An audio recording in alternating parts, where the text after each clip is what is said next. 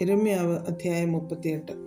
യഹോവ ഇപ്രകാരം അരുളിച്ചെയ്യുന്നു: ഈ നഗരത്തിൽ പാർക്കുന്നവൻ വാൾ കൊണ്ടും ക്ഷാമം കൊണ്ടും മഹാമാരി കൊണ്ടും മരിക്കും. കൽദയരുടെ അടുക്കൽ ചെന്നു ചേരുന്നവനോ ജീവനോടെ ഇരിക്കും. അവൻ്റെ ജീവൻ അവന് കൊള്ള കിട്ടിയതുപോലെ ഇരിക്കും. അവൻ ജീവനോടിരിക്കുമെന്നും യഹോവ ഇപ്രകാരം അരുളിച്ചെയ്യുന്നു: ഈ നഗരം നിശ്ചയമായി ബാബേൽ രാജാവിൻ്റെ സൈന്യത്തിൻ്റെ കയ്യിൽ ഏൽപ്പിക്കപ്പെടും.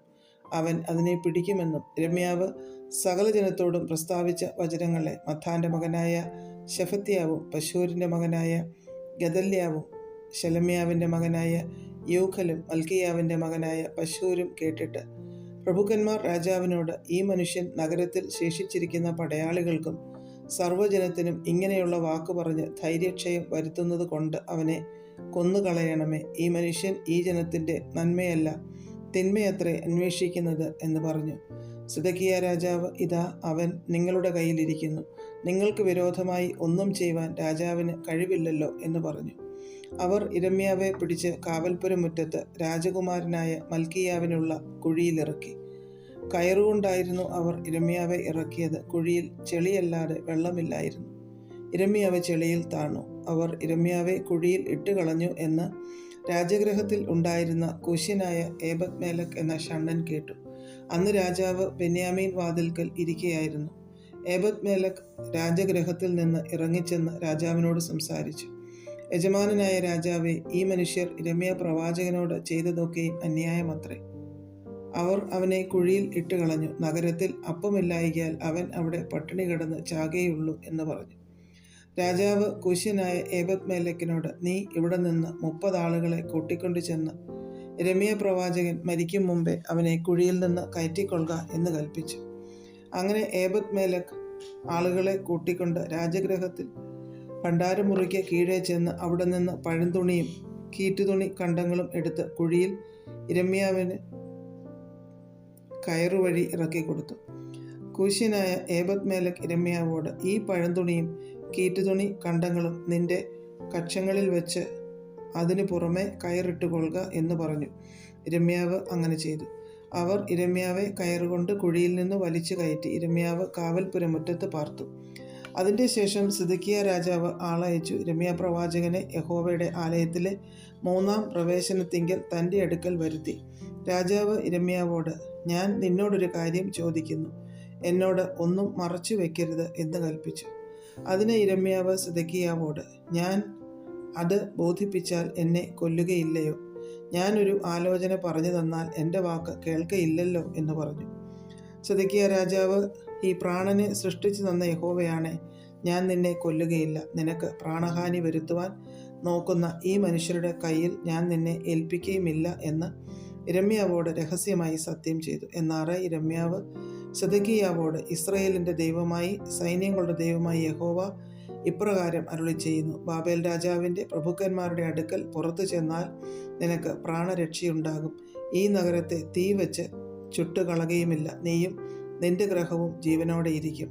നീ ബാബേൽ രാജാവിൻ്റെ പ്രഭുക്കന്മാരുടെ അടുക്കൽ പുറത്തു ചെല്ലാഞ്ഞാലോ ഈ നഗരം കൽദയരുടെ കയ്യിൽ ഏൽപ്പിക്കപ്പെടും. അവർ അതിനെ തീ വെച്ച് ചുട്ടുകളയും. നീ അവരുടെ കയ്യിൽ നിന്ന് തെറ്റിയൊഴിയുകയുമില്ല എന്ന് പറഞ്ഞു.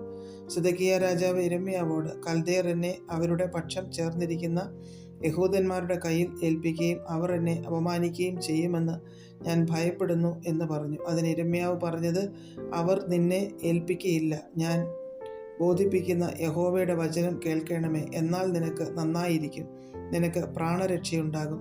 പുറത്തു ചെല്ലുവാൻ നിനക്ക് മനസ്സില്ലെങ്കിലോ യഹോവ വെളിപ്പെടുത്തി തന്ന അരുളപ്പാടാവിത്: യഹൂദ രാജാവിൻ്റെ അരമനയിൽ ശേഷിച്ചിരിക്കുന്ന സകല സ്ത്രീകളും പുറത്ത് ബാബേൽ രാജാവിൻ്റെ പ്രഭുക്കന്മാരുടെ അടുക്കൽ പോകേണ്ടി വരും. നിന്റെ ചങ്ങാതിമാർ നിന്നെ വശീകരിച്ച് തോൽപ്പിച്ച് നിന്റെ കാൽ ചെളിയിൽ താണപ്പോൾ പിന്മാറിക്കളഞ്ഞു എന്ന് അവർ പറയും. നിന്റെ സകല ഭാര്യമാരെയും മക്കളെയും പുറത്ത് കൽദയരുടെ അടുക്കൽ കൊണ്ടുപോകും. നീയും അവരുടെ കയ്യിൽ നിന്ന് ഒഴിഞ്ഞു പോകാതെ ബാബേൽ രാജാവിൻ്റെ കയ്യിൽ അകപ്പെടും. ഈ നഗരത്തെ തീ വെച്ച് ചുട്ടുകളയുന്നതിന് നീ ഹേതുവാകും. സിദെക്കീയാവ് യിരെമ്യാവോട് പറഞ്ഞത്, ഈ കാര്യം ആരും അറിയരുത്, എന്നാൽ നീ മരിക്കുകയില്ല. ഞാൻ നിന്നോട് സംസാരിച്ച പ്രകാരം പ്രഭുക്കന്മാർ കേട്ടിട്ട് നിന്റെ അടുക്കൽ വന്ന്, നീ രാജാവിനോട് എന്ത് സംസാരിച്ചു? ഞങ്ങളോട് പറക, ഒന്നും മറച്ചു വെക്കരുത്. ഞങ്ങൾ നിന്നെ കൊല്ലുകയില്ല. രാജാവ് നിന്നോട് എന്ത് സംസാരിച്ചു എന്നിങ്ങനെ ചോദിച്ചാൽ നീ അവരോട്, യോനാഥാൻ്റെ വീട്ടിൽ കിടന്നു മരിക്കാതെ ഇരിക്കേണ്ടതിന് എന്നെ വീണ്ടും അവിടെ അയക്കരുതേ എന്ന് ഞാൻ രാജസന്നിധിയിൽ സങ്കടം ബോധിപ്പിക്കുകയായിരുന്നു എന്ന് പറയണം. സകല പ്രഭുക്കന്മാരും യിരെമ്യാവിൻ്റെ അടുക്കൽ വന്ന് അവനോട് ചോദിച്ചാറെ അവൻ രാജാവ് കൽപ്പിച്ച ഈ വാക്കുപോലെയൊക്കെയും അവരോട് പറഞ്ഞു. അങ്ങനെ കാര്യം വെളിവാങ്ങാഞ്ഞത് കൊണ്ട് അവർ ഒന്നും മിണ്ടാതെ അവനെ വിട്ടുപോയി. യെരൂശലേം പിടിച്ച നാൾ വരെ യിരെമ്യാവ് കാവൽപ്പുര മുറ്റത്ത് പാർത്തു. യെരൂശലേം പിടിച്ചപ്പോഴും അവൻ അവിടെ തന്നെ ആയിരുന്നു.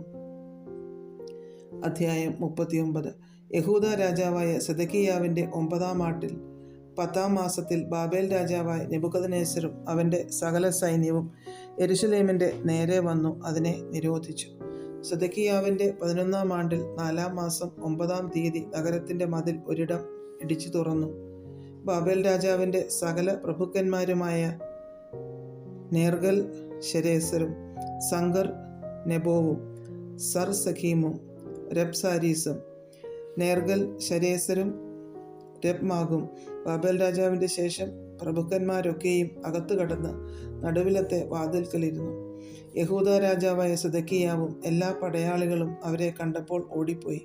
അവർ രാത്രിയിൽ രാജാവിൻ്റെ തോട്ടം വഴിയായി 2 മതിലുകൾക്കും നടുവിലുള്ള വാതിൽക്കൽ കൂടി നഗരത്തിൽ നിന്ന് പുറപ്പെട്ട് അരാബ വഴിക്ക് പോയി. കൽദയരുടെ സൈന്യം അവരെ പിന്തുടർന്നു. യെരീഹോ സമഭൂമിയിൽ വെച്ച് സിദെക്കീയാവോടൊപ്പമെത്തി അവനെ പിടിച്ചു. ഹമാത്ത് ദേശത്തിലെ റിബ്ലയിൽ ബാബേൽ രാജാവായ നെബൂഖദ്നേസറിൻ്റെ അടുക്കൽ കൊണ്ടുചെന്നു അവന് വിധി കൽപ്പിച്ചു.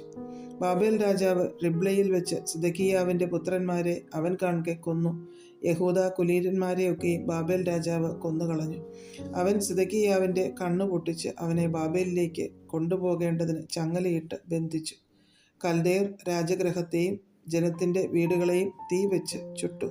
യെരൂശലേമിൻ്റെ മതിലുകളെ ഇടിച്ചു കളഞ്ഞു. നഗരത്തിൽ ശേഷിച്ച ജനത്തെയും തൻ്റെ പക്ഷം ചേരുവാൻ ഓടി വന്നവരെയും ശേഷിച്ചിരുന്ന ജനശിഷ്ടത്തെയും അകമ്പടി നായകനായ നെബൂസർ അദാൻ ബാബേലിലേക്ക് പിടിച്ചുകൊണ്ടുപോയി. ജനത്തിൽ ഒന്നുമില്ലാത്ത എളിയവരെ അകമ്പടി നായകനായ നെബൂസർ അദാൻ യഹൂദാദേശത്ത് പാർപ്പിച്ചു. അവർക്ക് അന്ന് മുന്തിരിത്തോട്ടങ്ങളും നിലങ്ങളും കൊടുത്തു. യിരെമ്യാവെക്കുറിച്ച് ബാബേൽ രാജാവായ നെബൂഖദ്നേസർ അകമ്പടി നായകനായ നെബൂസർ അദാനോട്, നീ അവനെ വരുത്തി അവൻ്റെ മേൽ ദൃഷ്ടി വെച്ച് അവനോടൊരു ദോഷവും ചെയ്യാതെ അവൻ നിന്നോട് ആവശ്യപ്പെടുന്നതൊക്കെയും ചെയ്തു കൊടുക്കുക എന്ന് കൽപ്പിച്ചിരുന്നു. അങ്ങനെ അകമ്പടി നായകനായ നെബൂസർ അദാനും നെബൂശസ്സബ്ബാനും രബ്സാരീസും നേർഗൽ ശരേസറും രബ്മാഗും ബാബേൽ രാജാവിൻ്റെ സകല പ്രഭുക്കന്മാരും കൂടെ ആളയച്ചു.